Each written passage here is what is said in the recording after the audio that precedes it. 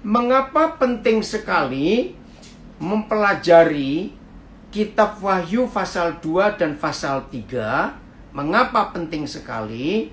Sebab ada yang unik. Di Wahyu pasal 2 dan pasal 3 ini ada yang unik. Surat dari Roh Kudus dari Tuhan Yesus kepada 7 gereja. Nah, aneh. Nah, sampai hari ini saya belum ketemu jawabannya, ya. Kenapa kepada 7 gereja ini? Dan secara letak geografis, 7 gereja ini ada di sekarang negara Turki.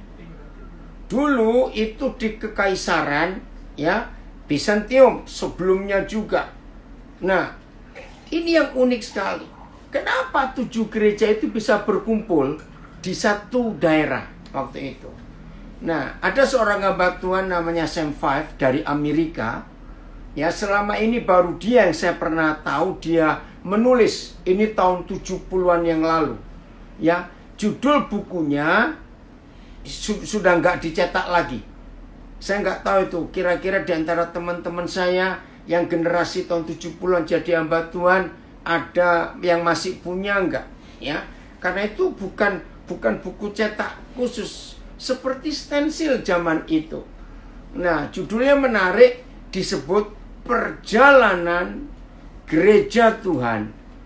Nah, ternyata Sam Five menuliskan bahwa itu sebetulnya adalah perjalanan gereja seperti sekarang. Dari gereja Efesus yang pertama, hari ini kita mulai belajar. Nah, saudara, lalu Pak Jeki memberikan tema. Ya, saya bacakan temanya dulu. Karena temanya ini sungguh-sungguh menggelitik, bahkan saya katakan menarik, ya. Judulnya begini: Seri Penggenapan Nubuat Jemaat di Akhir Zaman. Ya, saya ulangi, tema pokok besar ditulis Seri Penggenapan Nubuatan Jemaat di Akhir Zaman. Hari ini gereja Jemaat Efesus. Ada apa? Saudara, kiranya Roh Kudus menolong kita. Nah, saya memberi dulu gambaran besar, ya. Tapi jangan diikuti ya, ini cuma pemikiran saja. Kan tidak sedikit orang-orang itu malas baca buku. Betul ya? Orang-orang itu malas baca buku. Nah, saya punya cara.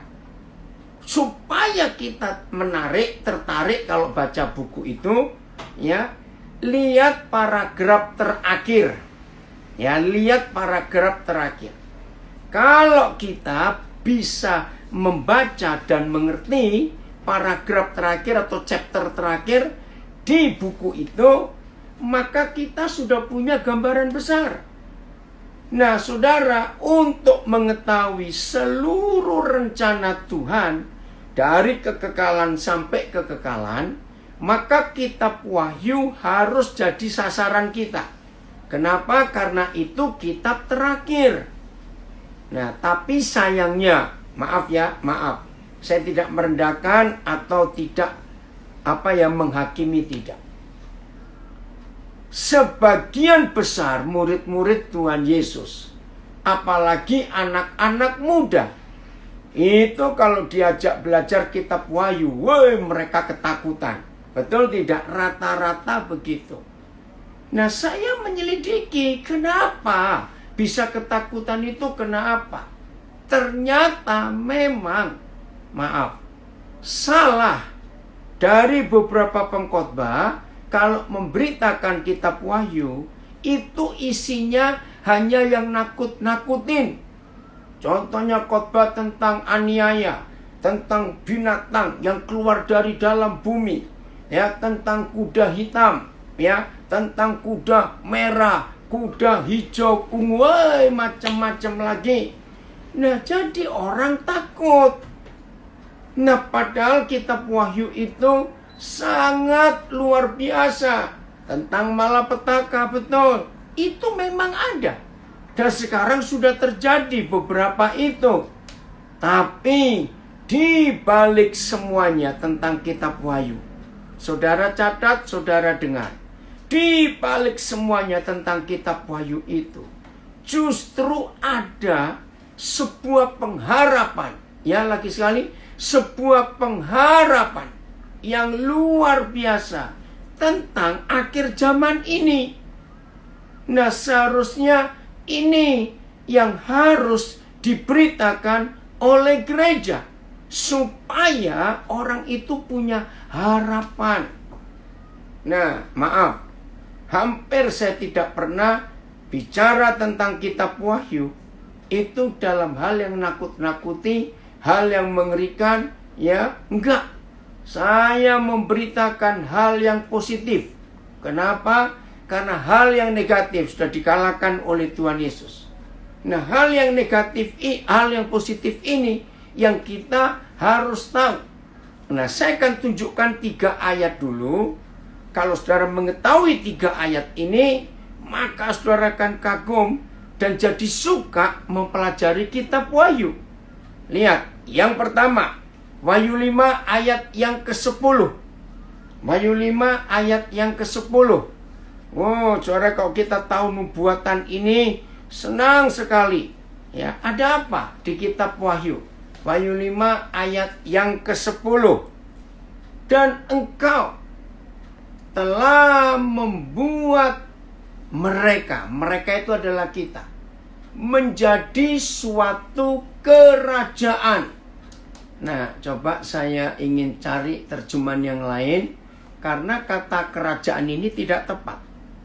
Yang betul, dan engkau Yesus anak domba itu telah membuat gereja, yaitu saudara dan saya, menjadi raja-raja dan menjadi imam-imam bagi Tuhan kita. Terus setelah kita dibuat jadi raja-raja dan jadi imam-imam, saudara perhatikan kalimat ini. Ini Wahyu loh ya. Dan mereka, yaitu saudara dan saya, akan memerintah sebagai raja di bumi. Memerintah sebagai raja di bumi. Nah, kalau kita mengetahui tentang janji Tuhan yang sehebat ini, masa kita takut menghadapi akhir zaman? Enggak takut. Kenapa? Karena ada nubuat bahwa kita akan memerintah sebagai raja di bumi. Nah, saya melihat terjemahan yang selabir, ya, ditulis begini: engkau telah menjadikan mereka raja-raja, dan ini yang betul, dan imam-imam bagi Tuhan kami, dan kami akan memerintah di atas bumi. Ini ayat yang pertama. Ayat yang kedua, Wahyu 11 ayat 15. Ya. Wah, kalau kita melihat 3 ayat ini dulu, maka kita jadi semangat hidup di akhir zaman ini. Ya, Wahyu 11 ayat 15. Lalu malaikat yang ke-7 meniup sangkakalanya. Oke, pelan-pelan saya uraikan. Memang ada 7 malaikat. Nah, maaf ya rekan-rekan pendeta, rekan-rekan pengkhotbah. Mengapa kalau gereja khotbah tentang akhir zaman dan mengambil kitab Wahyu, yang dikhotbahkan malaikat pertama, malaikat kedua, malaikat ketiga, malaikat keempat, kelima, dan keenam? Betul. Nah, keenam malaikat yang pertama itu, memang menakutkan. Yang dinubuatkan, yang disampaikan, bagaimana di dunia ini akan ada bencana, akan ada hukuman, akan ada malapetaka, akan ada binatang itu muncul semuanya. Betul. Itu tertulis, bukan tidak tertulis. Tapi sedikit sekali yang khotbah tentang malaikat yang ke-7. Padahal malaikat ke-7 inilah yang menutup, yang mengakhiri, yang menjelaskan kepada kita kenapa ada 6 malaikat sebelumnya. dan memberitakan itu. Nah, sangkakala, ya, sangkakala, trompet. Ya, kita yang di Pulau Jawa atau di Indonesia, ya, tidak punya gambaran jelas. Tapi kalau orang Jogja, orang Solo, ya, berapa daerah yang ada kerajaan-kerajaan dulu akan tahu. Nah, tapi Eropa gambarannya, ya. Saudara, zaman kerajaan-kerajaan dulu kan belum ada listrik, belum ada pengeras suara, apalagi belum ada sosial media seperti sekarang. Nah, kalau sebuah kerajaan ingin memberi pengumuman berita-berita dari pemerintah kerajaan, maka akan diutus, ya, petugas khusus berdiri di satu wilayah yang bisa mencakup daerah luas. Sebelum membacakan peraturan surat dari raja, maka dia meniup trompet. Ada nada khusus, ya, iramanya khusus. Begitu rakyat mendengar ada trompet. Nah, sangkakala ini bahasa Melayu, yang sekarang itu trompet, ya. Nah, begitu rakyat mendengar trompet yang ditiup oleh seorang pengawal kerajaan dengan nada tertentu. Nah, kalau di Pulau Jawa dulu sebelum ada alat-alat komunikasi seperti sekarang, itu pakai kentongan dari kayu. Ya, itu ada hitungannya. Ya, kalau ada kebakaran, mukulnya berapa kali? Ada pembunuhan berapa kali? Itu beda-beda. Dan rakyat sudah hafal. Ya, dengar kentongan bunyi, dihitung. Oh, ini kebakaran. Oh, ini kematian. Oh, ini ada pencurian. Oh, ini ada banjir. Nah, itu dulu. Nah, kalau ayat 15 Wahyu 11 ini mengatakan lalu malaikat yang ketujuh meniup sangkakalanya, berarti tugas malaikat-malaikat yang tertulis di kitab Wahyu itu untuk membawa berita kepada dunia ini. Nah, saya nggak bahas tentang 6 berita yang dibawa oleh 6 malaikat yang sebelumnya. Ya, karena kita sedang melihat bagaimana malaikat ketujuh ini membacakan pengumuman yang dahsyat sekali. Maka itu yang pernah dengar khotbah tentang malaikat pertama, kedua, ketiga, keempat, dan semuanya itu, ayo hari ini, ya biarin dulu. Lihat malaikat yang ketujuh, karena ini yang terakhir. Lalu, malaikat yang ketujuh meniup sangkakalanya, dan terdengarlah suara-suara nyaring di dalam surga. Katanya, pemerintahan atas dunia dipegang oleh Tuhan kita, dan Dia yang diurapinya. Saudara perhatikan, dipegang oleh Tuhan kita, jelas itu Tuhan Yesus. Dan Dia yang diurapinya, itulah gereja. Kita sebagai gereja diajak memerintah, ya. Dan iya, kenapa dari jamak Tuhan kita dan Dia yang diurapinya lalu menjadi tunggal? Dia dan Ia akan memerintah sebagai raja sampai selama-lamanya. Karena Tuhan Yesus kepala gereja mempelai laki-laki, gereja adalah mempelai perempuannya, maka Yesus dan gereja yang bersatu itu menjadi satu pribadi. Wih, itu luar biasa. Nah, makin jelas bukan? Wahyu 5 ayat 10 tadi kita melihat bagaimana pemerintahan atas dunia ini dipegang, ya. Kita menjadi raja-raja dan imam-imam. Sekarang Wahyu 11 ayat 15. Wih, ini luar biasa, saudara. Konsep pemerintahan. Kembalian ke Wahyu 11 ayat 15. Ya, betapa hebatnya Tuhan. Saya ulangi lagi kalimat yang terakhir.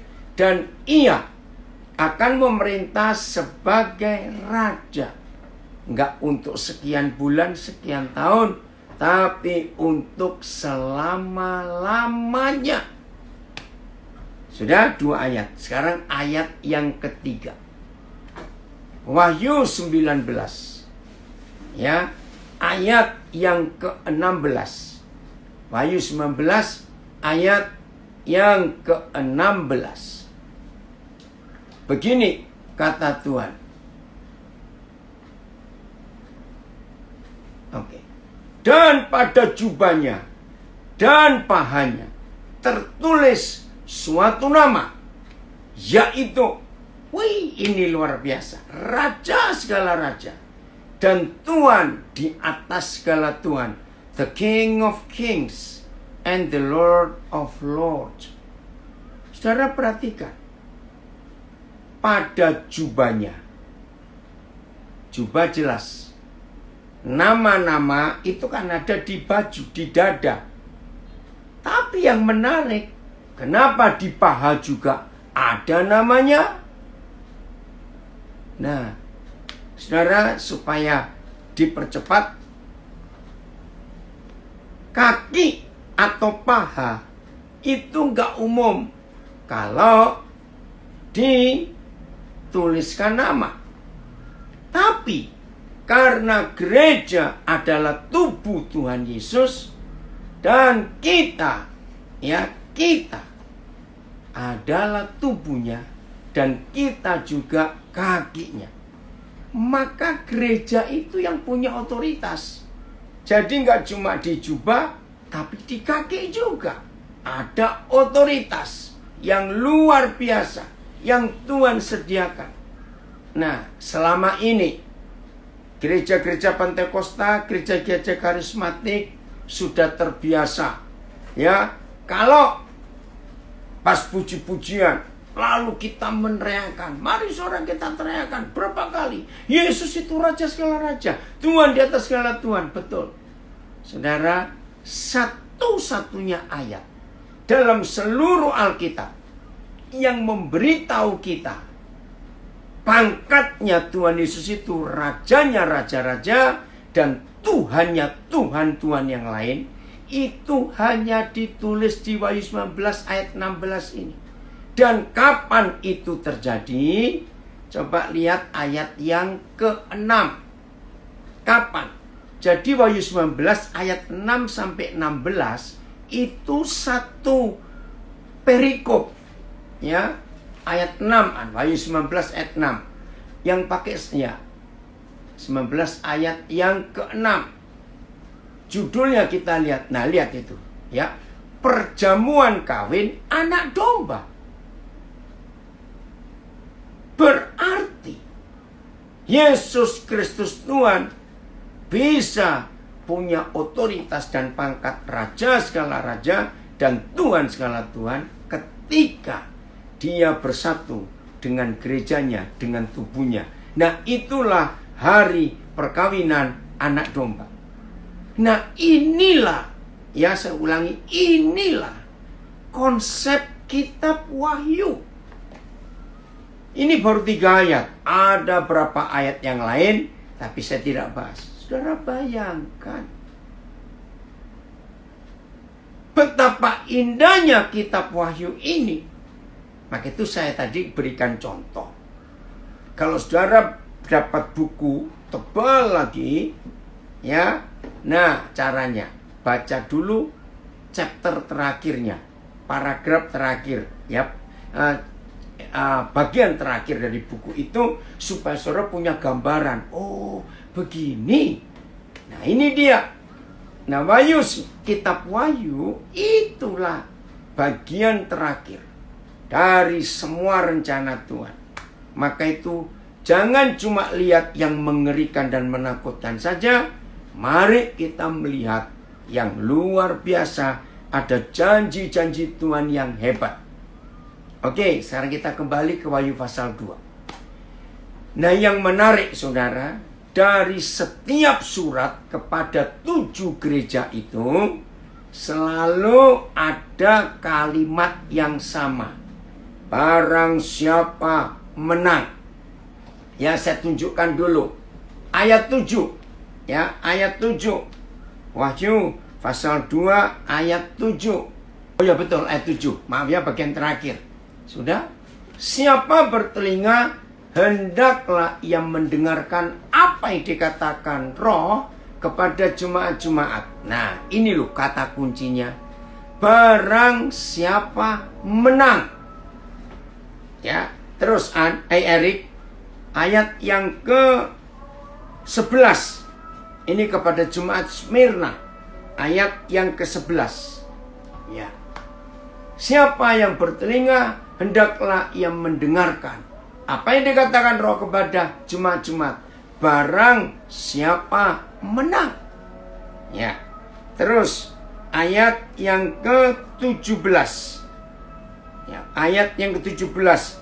Ini jemaat yang ketiga, Pergamus, ya. Siapa bertelinga, hendaklah ia mendengarkan apa yang dikatakan Roh kepada jemaat-jemaat. Barang siapa menang, kepadanya, ya, barang siapa menang. Pasal 3. Oh maaf, masih pasal 2. Ayat yang ke-26. Ya, pasal 2 ayat 26. Udah. Dan barang siapa menang dan melakukan seterusnya. Hebatnya pasal 3 sekarang. Pasal 3 ayat yang kelima. Pasal 3 ayat yang kelima. Barang siapa menang. Kembali kata menang. Pasal 3 ayat yang ke-12. Ya, barang siapa menang. Lalu gereja terakhir, pasal 3 ayat yang ke-21. Barang siapa menang. Maaf Erik, kemudian percepat bacanya.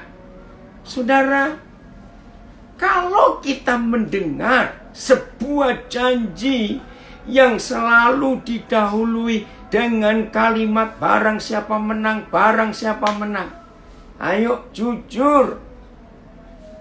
Senang gak sih? Ngerti gak pertanyaan saya? Senang tidak? Maaf, keterlaluan. Kalau ada janji barang siapa menang sampai 7 kali ditulis, lalu kita nggak merasa senang, keterlaluan, saudara. Betul? Nah, dari sini tertarik nggak belajar kitab Wahyu, mengerti tentang kitab Wahyu? Ini luar biasa, sangat-sangat. Kita harapkan itu terjadi. Sungguh saudara. Ya, saya mau buktikan bagaimana cemburunya Rasul Paulus terhadap kita. Ya, saya ulangi. Saya akan buktikan bagaimana cemburunya Rasul Paulus kepada kita. Loh, cemburu apa? Saya mau buktikan. 1 Korintus 15. Ayat yang ke-8. 1 Korintus 15. Ayat yang ke-8. Ternyata Paulus itu cemburu kepada kita. Nah, apa cemburunya? Saya pertama belajar ini tertawa. Paulus juga bisa cemburu ya. Ya. Oke. Ya. Ayat yang ke-8. Dan yang paling akhir dari semuanya itu, Yesus menampakkan diri juga kepadaku. Ini loh kalimat ini. Sama seperti kepada anak yang lahir sebelum waktunya. Kalau istilah sekarang lahirnya prematur. Oke, saya ingin lihat terjemahan yang lain. Ia juga menampakkan diri kepada, maaf. Oke, kenapa terlambat baru direkam? Ya, terakhir. AYT ya, terakhir. Sama seperti kepada anak yang lahir sebelum waktunya. Sama. Pada akhir sekali, ia kelihatan kepada aku juga. Nah, ini terjemahan lama. Seperti anak guguran. Keguguran atau prematur. BS. Terakhir sekali. Ia menunjukkan diri kepada saya juga. Saya yang seperti bayi yang lahir tidak pada waktunya. Nah, kan menarik bukan? Saudara, Roh Kudus mewahyukan saya ayat ini. Itu bulan Juli tahun 81. Saya bilang, wah, ada apa ini? Terus MELT. Dan yang terakhir dari semuanya, dia terlihat olehku juga seperti kepada bayi yang lahir tidak pada waktunya. Nah, kan kita harus tanya, kenapa Paulus berkata seperti itu? Seperti bayi keguguran, seperti lahir prematur, seperti belum waktunya. Dua lagi terjemahannya. Ia pun memperlihatkan dirinya kepadaku, yaitu orang yang paling akhir dari semuanya, seperti kepada anak yang lahir sebelum waktunya. Akhir sekali, dia telah memperlihatkan dirinya kepadaku seperti bayi yang dilahirkan sebelum masa. Oke, saudara dengar ya. Dari antara 12 rasul, ya saya sebut 12, saya anggap Paulus penggantinya Yudas.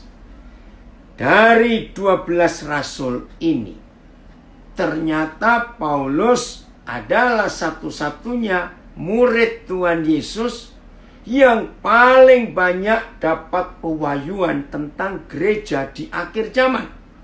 Petrus tidak, Yohanes tidak, Yakobus tidak, ya, yang menulis surat perjanjian baru.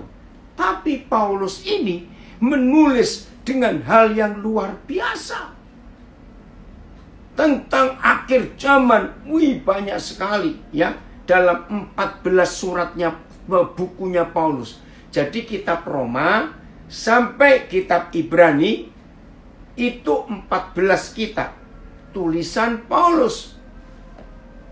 Nah, dia banyak sekali menyampaikan tentang akhir zaman. Nah, begini arti 1 Korintus 15 ayat 8 itu. Ketika Paulus melihat betapa hebatnya akhir zaman ini, dia iri. Irinya begini, aduh Tuhan, seharusnya aku ini lahir di generasi ini, di tahun-tahun ini. Maka kalau saya boleh sebutkan, Tuhan, aku ini ingin lahir di tahun 2000-an ini loh. Supaya aku bisa menikmati betapa dahsyatnya akhir zaman itu. Lagi sekali, siapa yang sempat nyesel? Kenapa aku lahir di tahun ini? Kenapa aku gak lahir di tahun-tahun yang dulu? Mau milih lahir tahun berapa? Sudah telat mikirnya. Kita sudah ada di generasi ini. Betul? Paulus saja ingin lahir di generasi sekarang ini. Karena akhir zaman itu indah dan menyenangkan. Maka itu tolong ya rekan-rekan pengkhotbah, stop khotbah akhir zaman yang isinya cuma nakut-nakuti. Stop. Beritakan akhir zaman ini waktu yang paling indah, waktu yang paling menggairahkan buat gereja. Oh, Pak Andreas baru tahu itu. Kalau Paulus bisa cemburu kepada kita, ya habisnya dia tahu apa yang dia dapat dari Roh Kudus tentang generasi kita sekarang ini. Maka itu yang pengen mati, bertobat ya. Indah hidup sekarang ini, menyenangkan sekali. Wih, terima kasih Papa, terima kasih. Oke, sekarang kita buka Erik Wahyu 2 ayat 1 sampai 7. Ya, satu terjemahan aja Erik, karena kita akan bahas per ayat sekarang ini. Wahyu pasal 2 ayat 1 sampai 7. Makasih Erik. Ya. Oh, ini Anto dari Tarakan. Dia bilang mau hidup 100 tahun lagi. Siap. Itu ya. Wow, nggak jadi pengen mati. Siapa ini? Realme 3 Pro ini. Oh, Eka ya. Dari Kutai Barat. Ya. Tuliskanlah kepada malaikat jemaat di Efesus. Artinya gembala jemaat di Efesus. Inilah firman dari Dia yang memegang ketujuh bintang itu di tangan kanannya. Nah, yang generasi tahun 80-an, saya akan ungkapkan satu istilah yang ada di generasi 50-an, 60-an. Nah, yang generasi 80-an ke sini nggak usah tanya, nggak penting juga. Saudara, di zaman generasi saya, ya, generasi yang tahun 50-an, 60-an, zaman itu ada obat ya dari puder, ya bubuk, dulu disebut puyer, bahasa istilah zaman itu. Nah, ada perusahaan di Surabaya, perusahaan obat. Ya, namanya Bintang 7. Nah, itu obat sakit kepala. Nah, beda. Tuhan Yesus tidak memegang bintang 7, tapi 7 bintang. Beda loh ya penulisannya. Kita lihat itu. Ya, oke, saya baca lagi. Tuliskanlah kepada gembala. Saya lebih suka mengganti kata gembala. Tuliskanlah kepada gembala, ya, gereja di Efesus. Inilah firman dari Dia yang memegang ke-7 bintang di tangan kanannya dan berjalan di antara ke-7 kaki dian emas itu. Nah, bagi yang belum tahu apa itu 7 kaki dian, nah itulah simbol dari negara Israel sekarang. Di kemah tabernakel Musa, di ruangan kudus, ya, itu ada 3 benda. Satu, mesbah, ya, mesbah dupa. Lalu di kiri kanannya ada meja untuk roti yang tersusun 6 jadi 12 mewakili suku Israel. Lalu satu lagi pelita. Nah, pelita itu yang namanya menorah dalam bahasa Ibraninya itu ada 7 lampunya. 3 di kanan, 3 di kiri, lalu tengah yang paling tinggi. Nah, itu namanya 7 kaki dian itu. Itu lambang Roh Kudus. Oke, ayat 2. Aku tahu segala pekerjaanmu. Puji Tuhan. Baik jeripayamu maupun ketekunanmu. Saudara, ini pujian yang luar biasa dari untuk gereja Efesus. Ya, Tuhan puji betul-betul. Nah, gereja ini satu ini tidak terletak di mana di Turki, ya. Terus, aku tahu bahwa engkau tidak dapat sabar terhadap orang-orang jahat, ya, enggak dapat sabar. Bahwa engkau telah mencobai mereka yang menyebut dirinya rasul, tetapi yang sebenarnya tidak demikian. Bahwa engkau telah mendapati mereka pendusta. Agak berat saya harus mengatakan ini. Agak berat. Tapi kita harus dengar. Di generasi ini, apa yang Yesus Tuhan sebagai kepala gereja menuliskan kepada gereja Efesus sedang terjadi. Maaf ya, maaf. Tuhan tolong kami untuk kami belajar firman ini betul-betul. Saudara, ini saya keluar dulu sebelum ada COVID-19. Ya, lihat yang namanya pelayanan. Ini sebelum COVID-19 ya. Yang namanya pelayanan, wih, sibuknya luar biasa. Betul tidak? Untuk mempersiapkan satu kebaktian. Kan ada berapa gereja dalam satu hari Minggu ada 4 kebaktian, 6 kebaktian, ada yang sampai 7 kebaktian. Wih, luar biasa. Maaf ya saya cerita. Sebelum pandemi COVID-19 ini, wih, untuk buat 1 kali kebaktian saja, itu sibuknya yang latihan musik, sibuknya yang latihan worship leader, latihan singernya. Belum lagi kalau gereja itu ada pemain tamburinya. Betul tidak? Belum lagi yang bagian sound system. Waduh, sibuknya itu luar biasa. Betul? Belum lagi kalau ada choirnya. di gereja-gereja itu? Maaf ya saudara, saya cuma cerita. Karena ayat 2 ini penting kita ketahui. Aku tahu segala pekerjaanmu, baik jerepayamu maupun ketekunanmu dalam pelayanan, saudara. Aktif, hebat. Maaf, jangan tersinggung saya bicara ini. Sebelum COVID-19, hampir semua pelayan altar, pelayan mimbar, kalau sudah Jumat sore, itu sudah pada sibuk. Maaf ya, jangan tersinggung. Tapi saya harus bicara ini.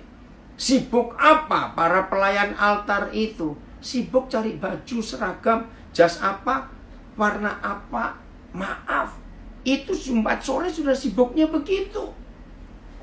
Maka itu saya sering memberikan fakta ini. Natal tahun ini, Natal pertama buat semua gereja, nggak sibuk seragam paduan suara, nggak sibuk seragam ini, seragam itu. Karena belum tentu kita bisa buat kebaktian. Nggak tahu ini sampai kapan pandemik ini. Jadi Tuhan memuji kepada gereja Efesus. Engkau aktif. Segala pekerjaanmu, segala jeripayamu luar biasa, ketekunanmu hebat. Bahkan gereja jemaat Efesus itu, nggak sabar terhadap orang jahat. Bahkan gereja Efesus sudah ngetes, kata mencobai mereka yang menyebut dirinya rasul. Maaf saudara, tetapi yang sebenarnya tidak demikian. Tuhan tolong. Tolong kami hamba-hambamu. Maaf ya saudara, rekan-rekan yang sepelayanan dengan saya, hamba-hamba Tuhan, pengkhotbah, pendoa, apa saja. Jangan kita dianggap pendusta. Maaf, saya harus ngomong juga. Tapi saya nggak tahu sampai ini yang buat akun itu siapa. Saudara, ada yang unik loh. Di Instagram itu ada akun gereja palsu dan pastor in style. Nah, saya nggak tahu yang buat itu siapa, saya nggak tahu. Tapi kalau saya ikuti, ada benernya loh. Loh, betul tidak? Ada benernya. Oke, kita kembali ke ayat, masih ayat yang kedua. Erik, tolong buka lagi. Ya, ayat yang kedua.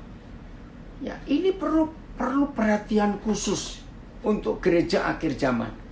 Saya ulangi lagi. Aku tahu segala pekerjaanmu, baik jeripayamu maupun ketekunanmu. COVID-19 memang bukan dari Bapa kita di surga. Tapi COVID-19 Tuhan izinkan untuk memurnikan pelayanan kita. Saudara, dari banyak jemaat-jemaat yang selama 8 bulan ini diskusi dengan saya tentang begini. Diskusinya itu ya, aduh, susah ya. Kebaktian gak seperti dulu bisa rame-rame dilihat orang semuanya. Sekarang ini belum tentu loh kita serius. Kalau, dengar ya, kalau kita cuma duduk sendiri di depan laptop, di depan HP.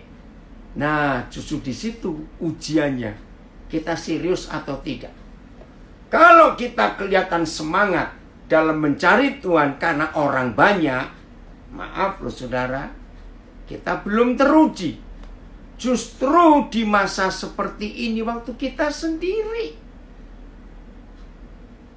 Bahkan tidak sedikit ikut kebaktian belajar firman, nggak pakai baju lagi.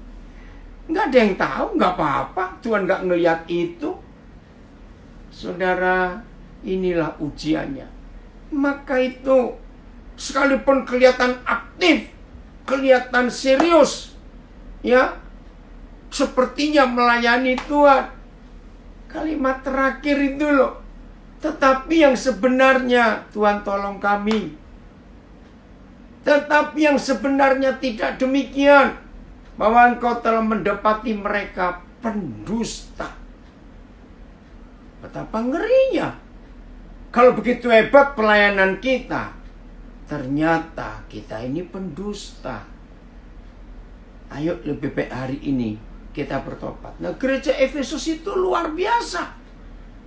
Gereja Efesus ini gereja yang dipakai Tuhan untuk berani menyatakan rasul-rasul yang pendusta itu. Itu gereja Efesus. Dan engkau tetap sabar dan menderita oleh karena namaku. Ayat 3. Hebat. Dan engkau tidak mengenal lelah. Puji Tuhan. Nah, ada kelemahan. Ini kelemahan gereja Efesus. Namun demikian aku mencela engkau. Ya, aku menegur engkau. Apa yang dicela? Karena engkau telah meninggalkan kasihmu yang semula. Saudara, ini menggambarkan hidup suami istri. Ya, cinta mula-mula. The first love. Yang menyebabkan suami istri kehilangan komitmen. Yang menyebabkan suami istri kehilangan kasihnya dalam menjaga pernikahan mereka.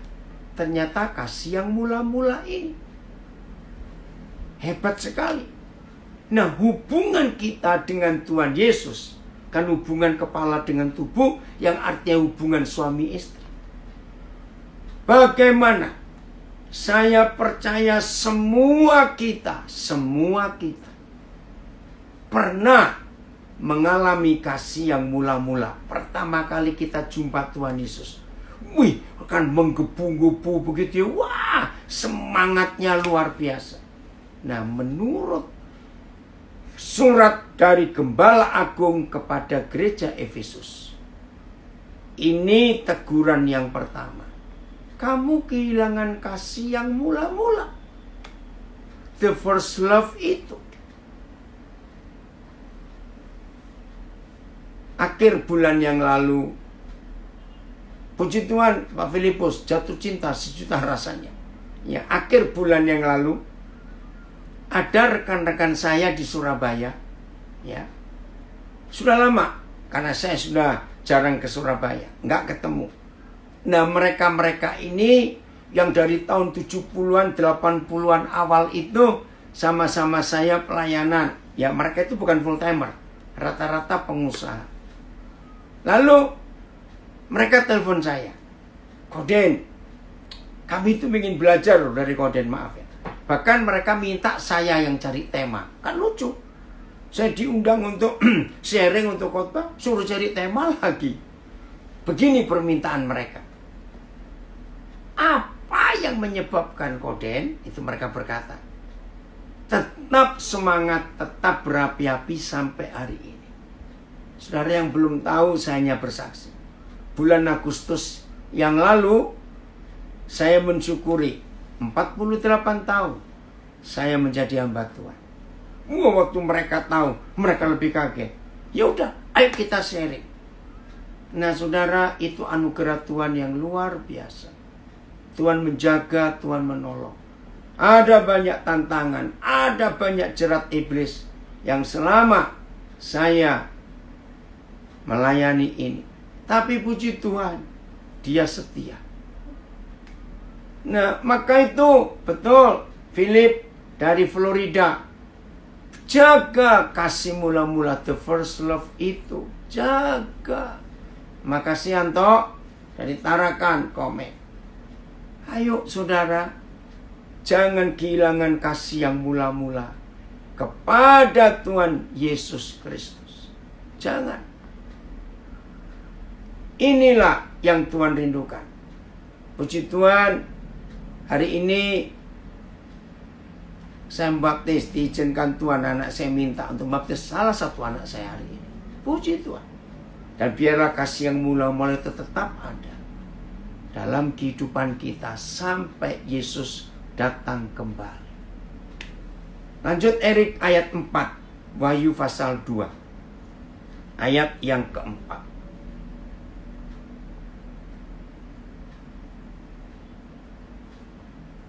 Oke, saya baca. Namun demikian. Ayat 5 sekarang berarti.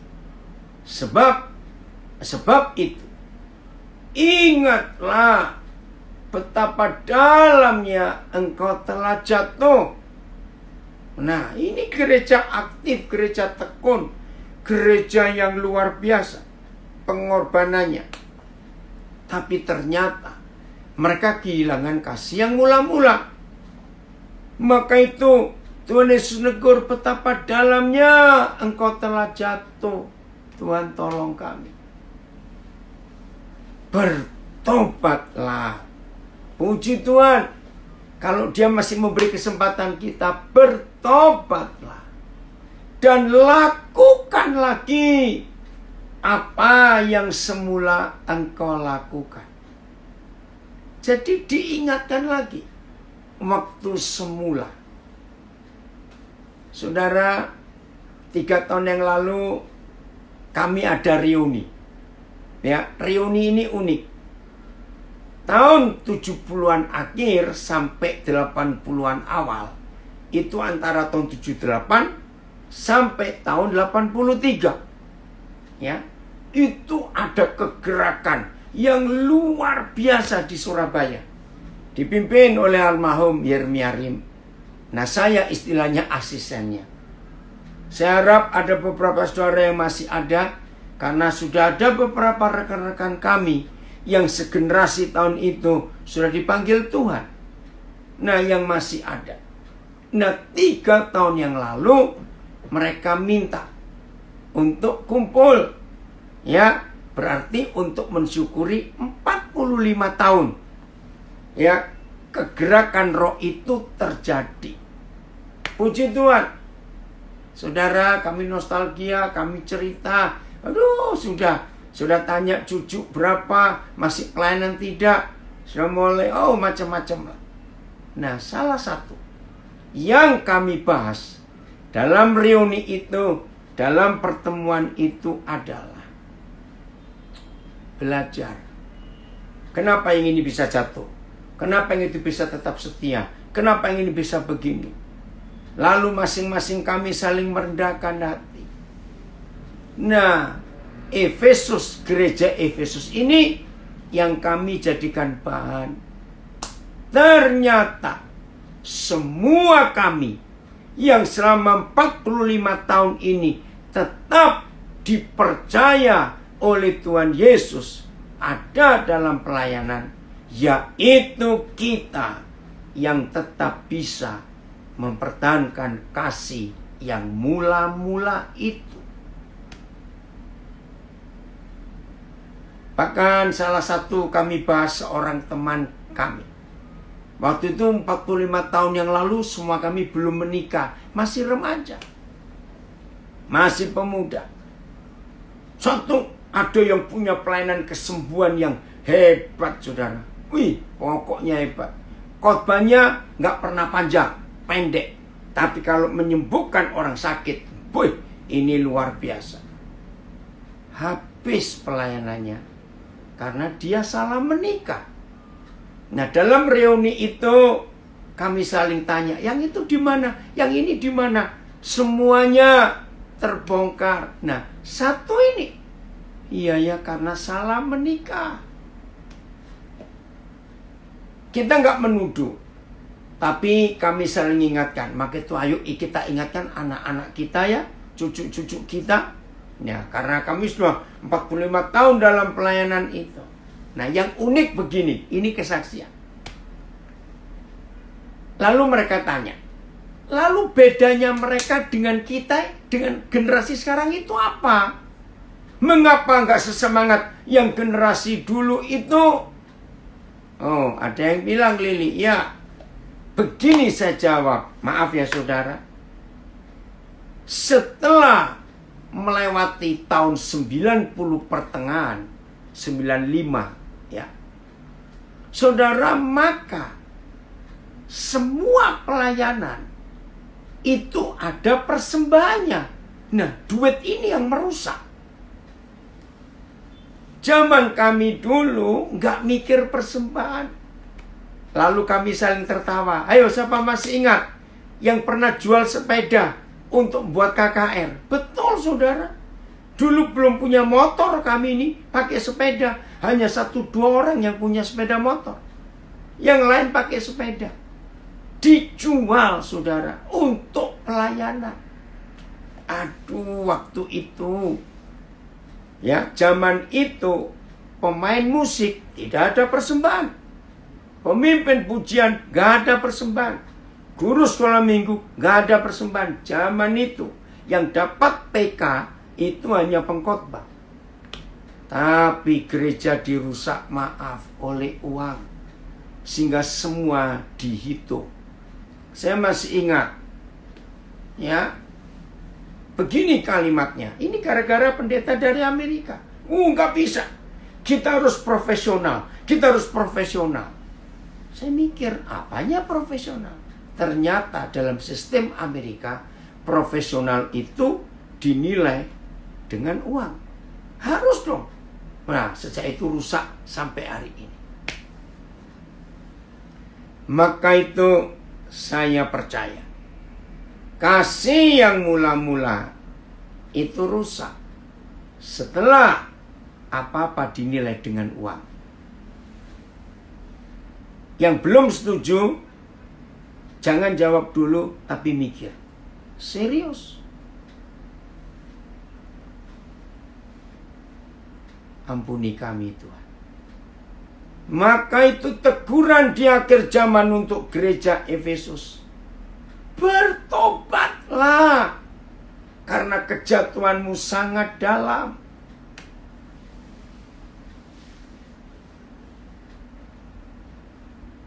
Saya harus ngomong walaupun ini berat.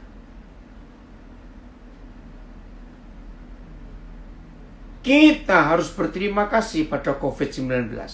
Loh, kenapa?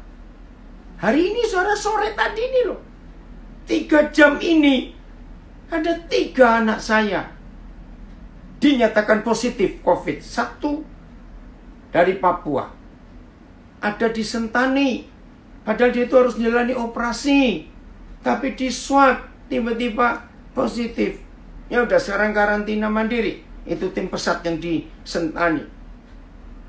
Yang kedua, ini sekarang tadi lagi antri di Wisma Atlet di Jakarta, tapi penuh. Saya kuatkan dia. Saudara yang satu lagi. Nah, saya bilang tenang. Saya bilang, sudahlah. Ucapkan syukur, percaya kalian sedang disekolahkan oleh Tuhan. Tapi ayo hari ini kita kembali kepada kasih yang mula-mula itu. Kenapa kita berterima kasih pada COVID-19? Karena dengan adanya COVID-19, pelayanan gereja berubah total. Kenapa?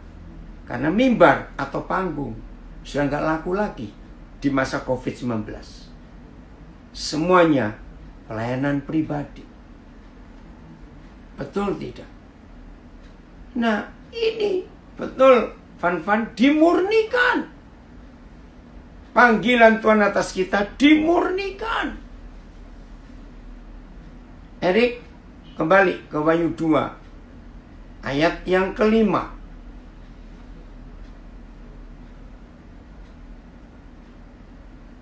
Jadi COVID-19 memurnikan pelayanan kita. Doa-doa kita juga dimurnikan. Sebab itu ingatlah betapa dalamnya engkau telah jatuh. Bertobatlah dan lakukanlah. Betul, kembali ke gereja mula-mula. Ya, karena kita gereja di rumah. dan lakukanlah lagi apa yang semula engkau lakukan. Apa itu yang semula gereja lakukan? Gereja yang gak mikir duit. Tolong dicatat kalimat ini. Selama kita tidak mikir uang, maka pelayanan kita itu murni. Dengarkan ini. Sampaikan kepada semua saudara-saudara kita. Kembalilah, lakukanlah lagi apa yang semula engkau lakukan. Wih, ngeri. Jika tidak demikian. Jika tidak, kembali ke kasih yang mula-mula. Pelayanan tidak motivasi uang. Jika tidak demikian, aku akan datang kepadamu dan aku akan mengambil kaki dianmu dari tempatnya jikalau engkau tidak bertobat. Wih, saudara, menakutkan sekali.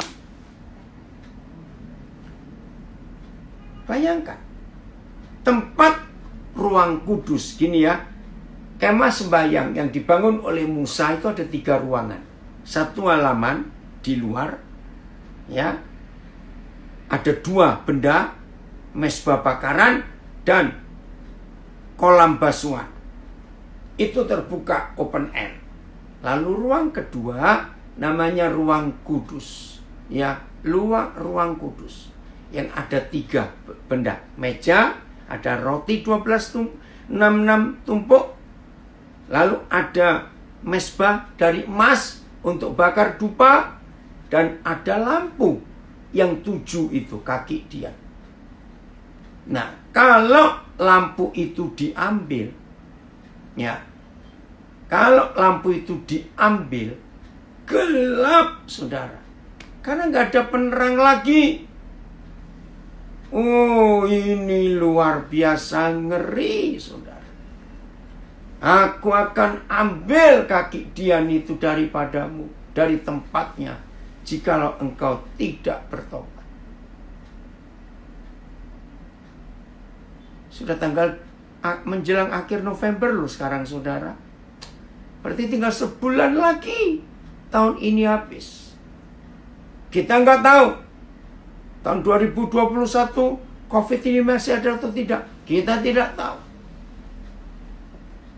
Maka itu, mumpung COVID ini masih ada di dunia, gunakan dengan adanya si COVID itu, kita selalu memeriksa diri kita dalam pelayanan dan panggilan kita. Betul-betul 8 bulan ini berubah total. Ayo kita bertobat. Karena masih ada kesempatan. Kalau Tuhan Yesus berkata, bertobatlah, lakukanlah lagi seperti yang semula engkau lakukan. Yaitu gak mikir duit. Terima kasih Tuhan. Kita masih diberi kesempatan dan diperingatkan. Ayat 6. Puji Tuhan. Masih ada hal yang positif di gereja Efesus ini. Maka itu ayat 6 tetap ada pujian. Papa terima kasih. Papa begitu baik. Tetapi ini yang ada padamu, yaitu engkau membenci segala perbuatan pengikut-pengikut Nikolaus. Nah, ada suatu aliran zaman itu yang kurang ajar betul. Nah, seperti zaman sekarang, ada banyak aliran-aliran yang mengatasnamakan Tuhan, tapi nggak benar hidupnya. Ya, tetapi ini yang ada padamu, yaitu engkau membenci segala perbuatan pengikut-pengikut Nikolaus yang juga ku benci, kata Tuhan Yesus. Jadi di gereja Efesus ini, saudara dan saya harus melihat apa yang dibenci oleh Tuhan. Saya simpulkan 3 hal aja. Kenajisan. Maka itu ketika setan menawarkan kenajisan dengan macam-macam hal, kita harus ikut benci. 2, kesombongan, keangkuhan. Maka itu dengan adanya COVID-19, apa yang kita mau sombongkan? Ketiga, tamak akan uang. Nah, itu yang Tuhan benci. Maka puji Tuhan, gereja Efesus masih ada bagian baiknya, membenci yang Tuhan benci. Oke? Ayat 7. Siapa bertelinga? Nah, kalimat ini gak enak. Kan semua kita punya telinga. Ngapain diingatkan? Siapa yang bertelinga? Jawabannya begini loh saudara. Banyak, semua orang punya telinga.